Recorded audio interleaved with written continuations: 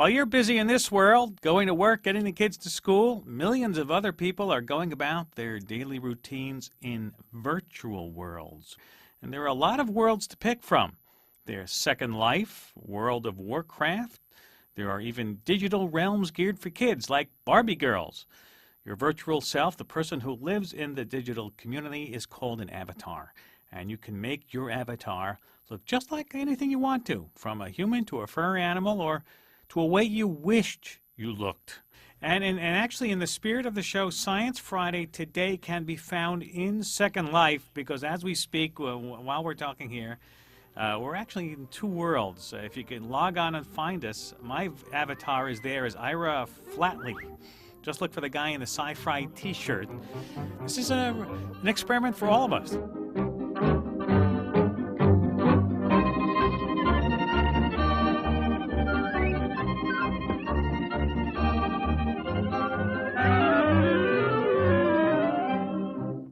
To talk to us about some of the psychological and behavioral questions that arise with these online worlds is Sherry Turkle.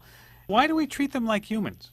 Why do we get sad when our avatars are ignored or embarrassed or something silly happens? Well, because the avatar is an aspect of yourself that you are projecting out into virtual space. Now, it is not yourself, but it feels enough like you that you identify and care about its comings and goings, how it looks, how it presents itself to the world, and how other people view it. To contrast, I think, a little bit of what Sherry was talking about, I think that when you look at the connections, whether they're educators, whether it's businesses, or whether it's just you connecting with your friends to go listen to music, the connections that happen, whether it's through Second Life or other virtual worlds, are very much real connections between people. And so the questions become, how do you use this as a communication device? How do you use this like the telephone, except more than the telephone, you can go do all of these interesting things together. So one of the important pieces in that is, how do we connect Second Life more and more to the web, to the real world, and allow the people who are using Second Life to expand it more and make it more what they need it to be. Mm-hmm. Tara50 on Second Life has a question for you, Dr. Turkle. Do you have a Second Life avatar? Yes, I do. You going to share that with us? Her name is Rachel Frobaz, and I think that I would just want to clarify what I mean when I talk about Second Life as not being the rest of life. I don't like to make the distinction between the virtual and the real, because I think that if you're spending so much time in virtual space, that is very real for you. So I certainly wasn't saying that there isn't great consequence and great reality here.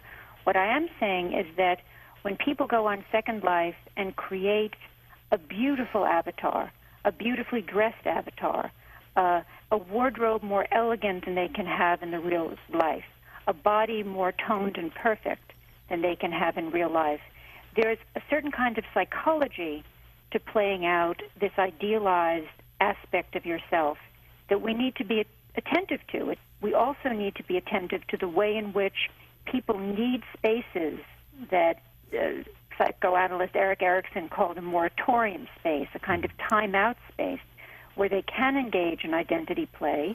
And even though Second Life does much more than that, it also is that kind of space, and that's an important part of the psychology of Second Life and all virtual worlds, that they give us a chance to try things out a little bit differently than life allowed us to try things out.